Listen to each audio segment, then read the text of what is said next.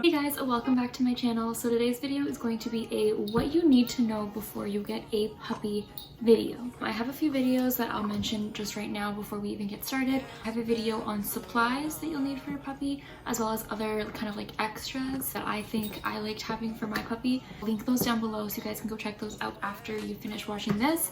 But this video is basically going to touch on the topics that either I wish I knew or things that I just think are important to note. If you're wondering what he's chewing on, he has an antler right now, so he's content. If I'm looking over here, it's because my laptop is here with a few notes. I think this will mainly be a like talking video. I'm just going to be kind of rambling on and on, but I do have a few points here that I do want to just make sure I touch on. So the first thing is obviously looking into getting a pet. So the first thing I would say is being able to afford it. You want to make sure that you can afford having a pet, that it's not something that is going to be a burden rather than just enjoyable. You want to be able to afford, you know, buying toys and buying food, especially buying bed, buying everything that the pet's going to need for the rest of its life.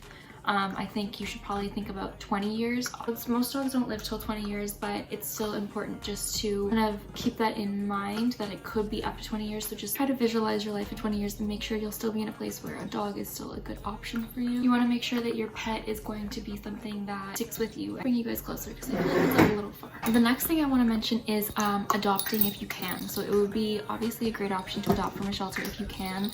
In my situation, obviously Miko is like a designer breed or whatever, because he's like Maltese and Yorkie. In my situation, I actually did plan on adopting in the shelter. He was actually from St. Lucia, but my landlord required my pet to be hypoallergenic, so that's why. But if you can adopt, it's a great option. If you do just want a puppy, you can still get puppies from places that are fostering, or you can still get puppies just from stray litters, things like that. Or if you are willing to work with a adult dog who either does have issues or doesn't have issues, that's also a great option. If you have the time and the patience and, you know, all of that, definitely do that. So yeah, that would be the first two things, basically financially being able to afford it, and like mentally and just lifestyle wise, and then also where you're getting your pet from. Another thing I want to mention is there are a lot of pet scams going around right now. I know 2 people personally who have been scammed thousands of dollars for pets, so you want to be really careful, especially if you're paying online. Well, that is kind of something you need to keep in mind. Make sure you do your reviews on that company or wherever you're getting that pet from. Make sure you're just 100% certain, because 1, heartbreaking to think you're getting a pet and then not, and 2, also a lot of money. So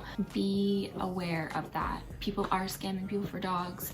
It sounds horrible, but especially since COVID, prices of dogs have like skyrocketed because everyone wants a puppy now that they're home. Also, if you're getting a pet just because you're home, I don't recommend doing that. Plan as if you are going to be going back to work. Train the puppy as if you are going to be going back to work. Do this all as if you are eventually going to go back to work or not be home 24/7, because a lot of these pets are also going back to the shelter now that people are starting to go back to work, which isn't fair. So again, just make sure it's a lifetime choice that you're making. Another thing is, I feel like this is pretty common and I feel like most people know this, but your puppy does need to be at least 8 weeks old before it can leave its mom. So you want to make sure the puppy is old enough and healthy enough and mature enough and all of that. A good breeder or wherever you're getting it from will make sure that it's old enough, because if you don't, there can actually be a lot of issues with the dog emotionally, health-wise. So I have a tip that I did for Miko. Like, are you seeing how insane he is? Be prepared for this. And what I did personally was I made a spreadsheet. I just had a list of all of the things that I'm gonna need for Miko. I had his pet license, pet appointments, his bed, his crate, his playpen, his grooming appointments, like everything.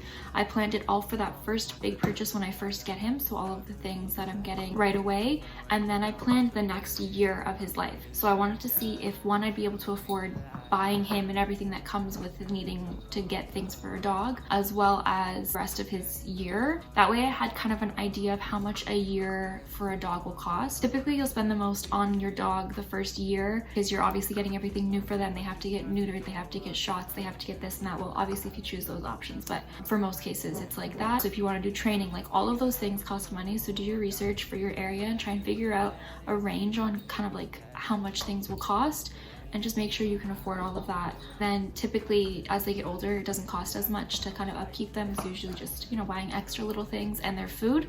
Vet appointments aren't needed as often unless something happens, like they get ill or something, you know, goes wrong, which hopefully nothing does. So just keep that in mind. It does cost a lot to get a dog. Just make sure you can afford it and that your dog will be taken care of. Next thing that I did not know about before getting a dog, and I wish I had, is your sleep for the next few weeks. It is literally like having a newborn, but only for a few weeks rather than like a year. So that first week or two, you will not have a good sleep. I was up every, like, I'd say 2 hours taking him out to pee on his pee pad. I had pee pad trained him initially. Now I'm actually training him outside. I'm like transitioning, and he's doing a lot better outside than he was with pee pad training. He was starting to have accents in the house, and I think it was because he was on a pee pad. Sorry, super off topic, but yeah, look into pee pad training. If you can just go straight outside, then I recommend doing that. But if you have to use pee pads, then just do your research on how to make sure you're doing it properly. But yeah, sleep. So you're gonna have to take the puppy out like every 2 hours, 3 hours, depending on how big they are, like how big their bladder is, how long they can hold it, all of that. You will be exhausted the first like week or two. He finally started to sleep through the night when he was like 10 weeks. So that was probably like 2 weeks after I got him. And by the way, when you are sleeping, they whine and they cry and they bark and they do all of that. So if you wanna see my video on how I got Miko to stop crying and whining and all of that in the crate, like literally the first week I had him, go check out the video. I'll link it down below on how to crate train. I mentioned a tip that I honestly haven't really seen in most places, but worked so well for me and like just shut him up. So definitely go watch that video. Next thing is potty training. I just mentioned a bit of that before. To figure out how you want to potty train your dog, if you want it to be outside or if you're in an apartment or something and you want to do potty training for pee pads, my best tip would just be making sure you take them out, especially when they're really little. Usually you take them out as soon as they wake up in the morning, as soon as they finish eating after their breakfast, or you see them drink water, their lunch, their dinner, just basically after they eat and drink, and then take them out sometimes after a playtime, after a nap, and before they go to bed. Sounds like a lot, but it's just while they're really little. Eventually, once they're older and able to hold it, you can start taking them out less. Like for Miko, for example, I take him out as soon as we wake up, and then I take him out around like 2 or 3. We go for a walk and he pees then, and then I take him out right before bed. Miko, he's like licking the tripod. What, can you? No, leave it. Okay, the first little while, just give them as many opportunities as you can to go to the bathroom, because that way they start to understand that going outside is the routine that you like.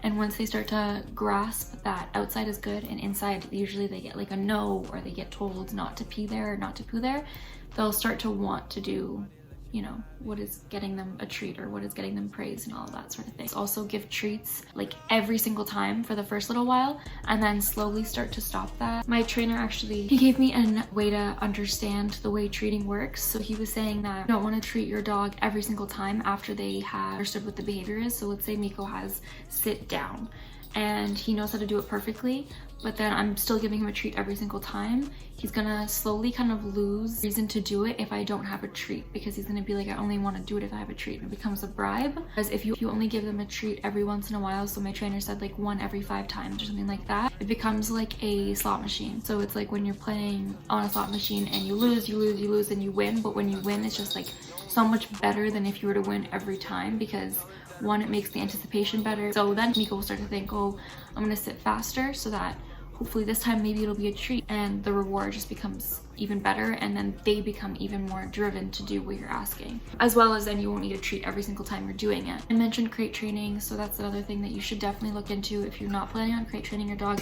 I really recommend it. It's one of the best things you could do for getting a pet or getting a dog. Check that out. I mentioned I have a video on that, so it'll be down below. Obedience. I started training Miko, like doing just like simple things like sit, down, paw, that sort of thing, as soon as I got him. So by week, I think 2, he already knew how to sit, he knew how to give paw, and he knew down. But also started teaching him bed. I started teaching him stay and here. Started teaching him leave it. That's a really important one. You also want to get them used to being kind of like desensitized. So you want to touch their paw, touch the inside of their mouth, touch their ears, touch their belly, like touch all over them, so that they're used to that. So when someone touches them, a little kid goes up to them and touches them, they aren't caught off guard and like bite that kid, or at the groomers they aren't super bad, stuff like that. You want to just really get them used to being touched everywhere. So I'm actually gonna start doing a series on here where I do kind of like a train with me. I don't know what I'm gonna call it yet. Basically, I'll show you guys a few of the tricks or a few of the techniques that I've used with Miko per video, so you guys can see how I trained him. Obviously for most of those things he's already trained,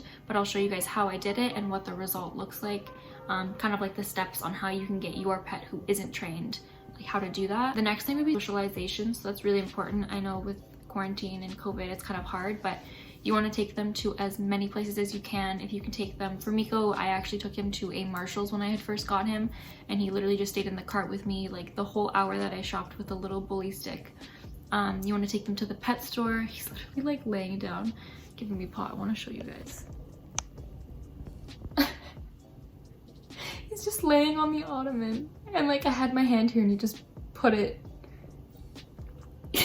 So cute. You want to take them to as many places as you can. So if you can't take them to friends' houses, to families' houses. Another thing that you probably wouldn't even think of is lawn mowers, a blender, a truck, like things like that. You have to think like they've never seen these things and they may get startled. So you have to kind of show them right in the beginning, maybe not when you first get them, but in a month or two, like as you're slowly like showing them things, just make sure you take them, and if they see something that startles them, just kind of take note that that's something that bothers them and give them a treat whenever they see it, so start to associate it with good things. That's a big one, just because especially like even now with people wearing masks so often, maybe just like have someone wear a mask and have that person who's wearing a mask give them a treat so that they know the people who are in masks aren't bad, like things like that. Have little personalities and they'll just think random things are scary. You have to make sure that you're kind of making sure everything's in a positive way. Next thing I'm going to mention is separation anxiety. So separation anxiety is really common in dogs, especially dogs who have gone to homes throughout COVID because everybody's home. My biggest tips would be crating or putting them in a playpen. Even when you're home, even when you're in the same room or you're taking a shower or whatever,